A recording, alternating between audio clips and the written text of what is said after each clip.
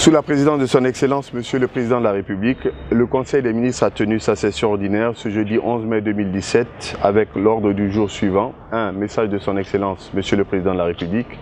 2. Compte rendu de la session ordinaire du Conseil interministériel tenue le 9 mai 2017. 3. Décisions. 4. Divers.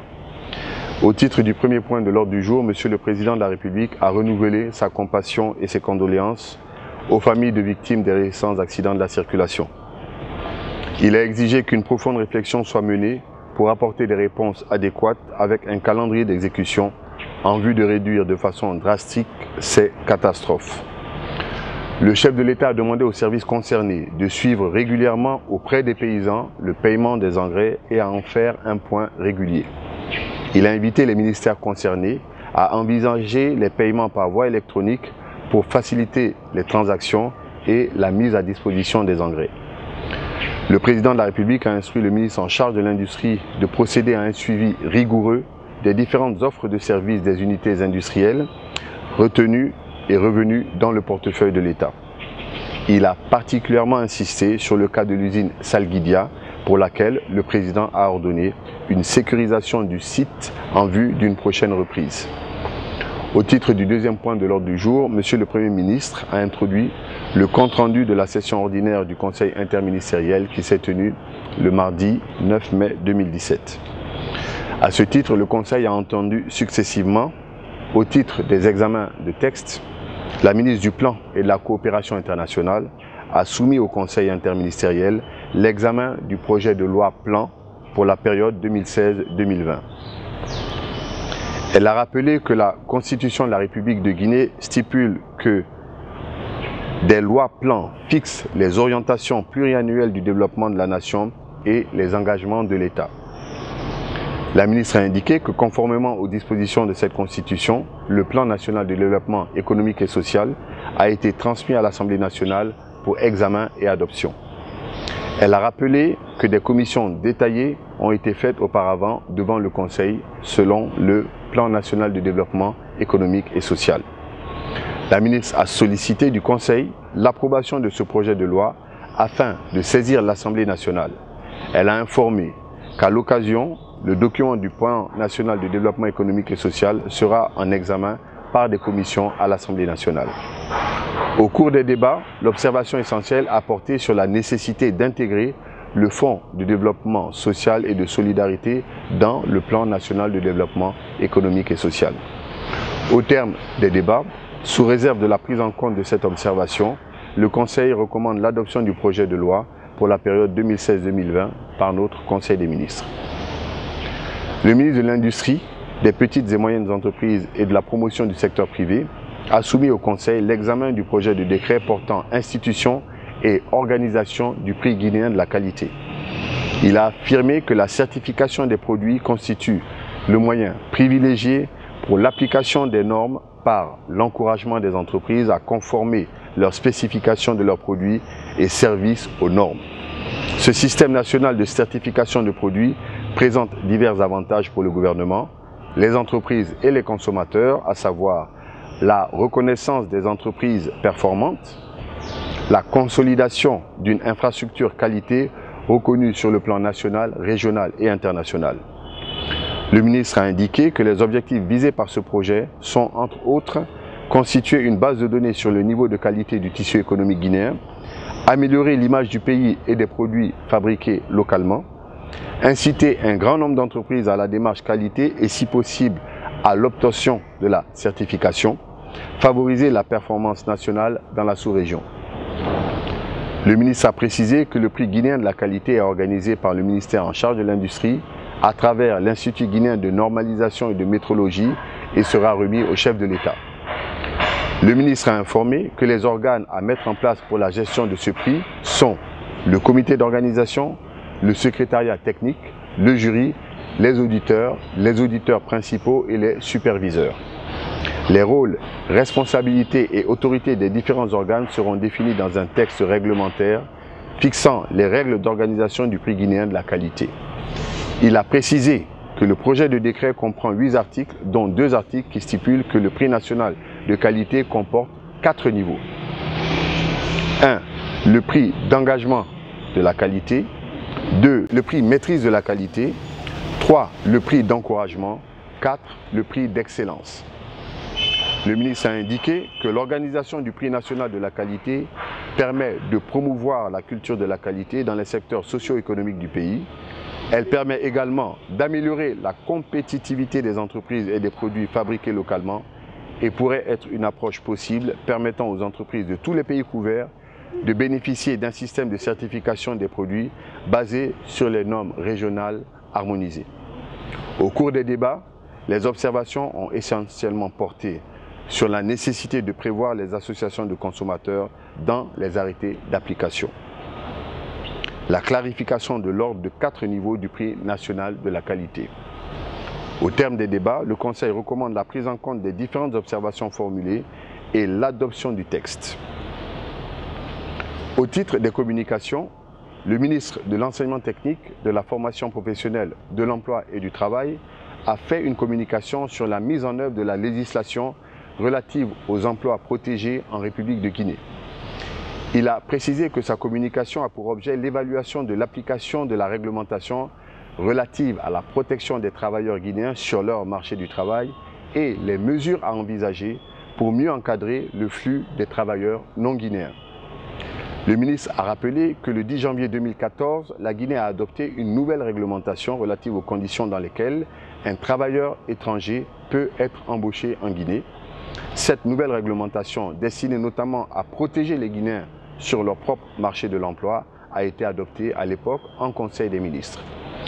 Il a informé qu'en moyenne, la Guinée enregistre annuellement sur son sol 2200 travailleurs étrangers officiellement déclarés, dont 1300 ressortissants de la CEDEAO.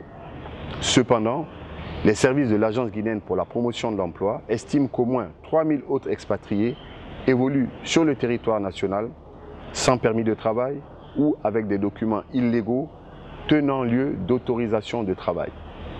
Le ministre a annoncé que les mesures suivantes sont envisagées. Adresser une lettre circulaire aux entreprises pour rappeler la réglementation en vigueur et les inviter à la respecter sous peine de sanctions. Adresser au service de l'immigration une lettre conjointe des ministères en charge de l'emploi et de la sécurité rappelant la réglementation en vigueur. Obtenir de l'Agence pour la promotion des investissements privés le registre du commerce et du crédit mobilier des entreprises sous-traitantes pour vérifier la structure de leur actionnariat. Au cours des débats, les observations ont porté essentiellement sur la nécessité de poursuivre le processus de mise en œuvre des mesures prises par le gouvernement et l'application des dispositions du Code du travail. Le renforcement des capacités des jeunes diplômés et leur formation en anglais pour les rendre plus compétitifs sur certains segments du marché du travail. L'intégration des traités et conventions signés par notre pays. L'application de la réglementation du travail sur les emplois qualifiés et intermédiaires et la sanction des contrevenants. Au terme des débats, le Conseil soutient l'initiative du ministre et l'invite à travailler en synergie avec les départements sectoriels concernés afin de lancer une campagne de vérification de l'application des dispositions de la loi sur la réglementation du travail et la protection des travailleurs guinéens. Le ministre de l'Industrie, des petites et moyennes entreprises et de la promotion du secteur privé a fait une communication relative à la politique nationale du contenu local. Il a rappelé que la présente lettre de politique nationale de contenu local est l'aboutissement d'un long processus d'élaboration qui a impliqué les acteurs concernés du public et du privé et la société civile, ainsi que les partenaires techniques et financiers dans le cadre de la mise en œuvre du projet d'appui aux PME, PA-PME. Le ministre a indiqué qu'au regard de ses potentiels miniers, agricoles, halieutiques, hydroélectriques, etc., notre pays offre des opportunités fortement attractives pour la création d'entreprises nécessitant des investissements de grande envergure.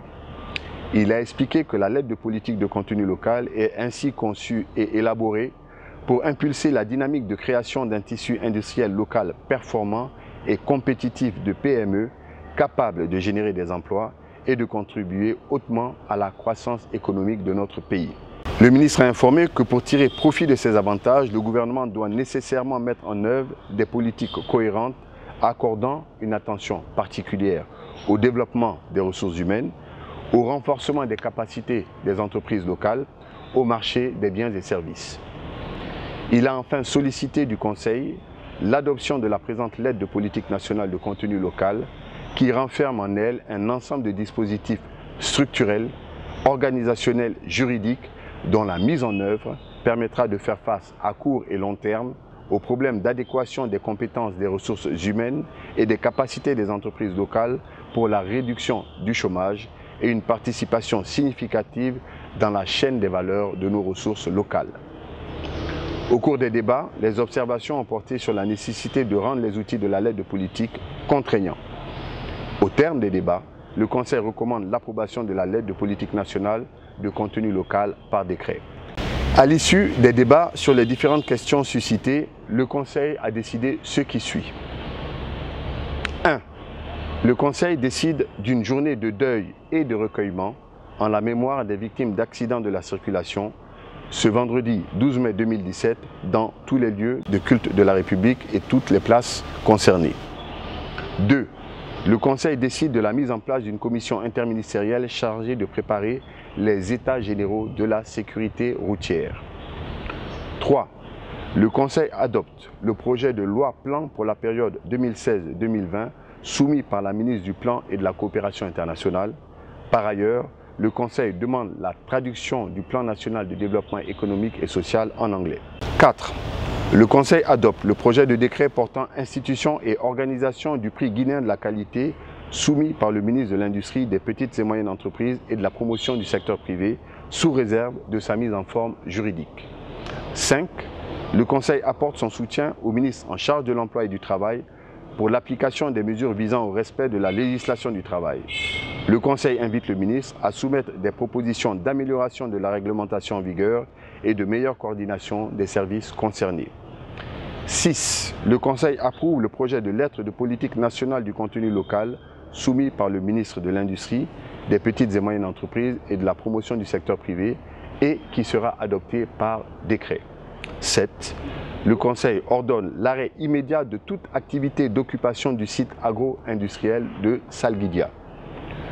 Au titre des divers, le ministre de l'Enseignement supérieur et de la Recherche scientifique a informé le Conseil de la tenue à Conakry de la première édition du Forum de l'étudiant guinéen du 1er au 3 juin 2017. Le ministre d'État, ministre de la Sécurité et de la Protection civile, a informé le Conseil qu'un exercice aura lieu dans la sous-région dans le cadre de la lutte contre le terrorisme du 15 au 16 mai 2017.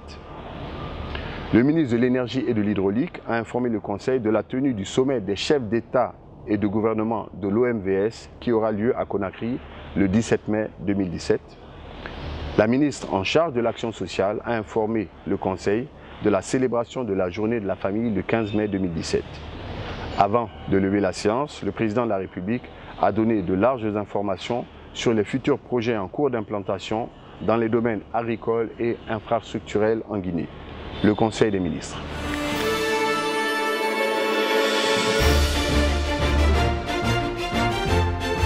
C'est à la fois un des éléments, mais il y a la question du contrôle aussi par les agents de la circulation, la question de la responsabilité des syndicats, des chauffeurs, du permis. Bref, un communiqué de toute manière va être diffusé un peu plus tard qui donnera les termes de référence de la commission qui va travailler sur ces questions-là. Et parmi ça figurent les questions de surcharge. Je crois que le jour même, un communiqué a présenté les condoléances, une délégation s'est rendue dans les familles. Le plus important, c'est cette compassion qui a été marquée dès que ça s'est posé. Le président allait visiter les victimes dans les hôpitaux. Mais je crois que ce que les gens attendent de nous, c'est des mesures concrètes pour empêcher que cela ne vienne à nouveau. Personne ne peut douter de la compassion du gouvernement et des Guinéens pour ce qui s'est passé.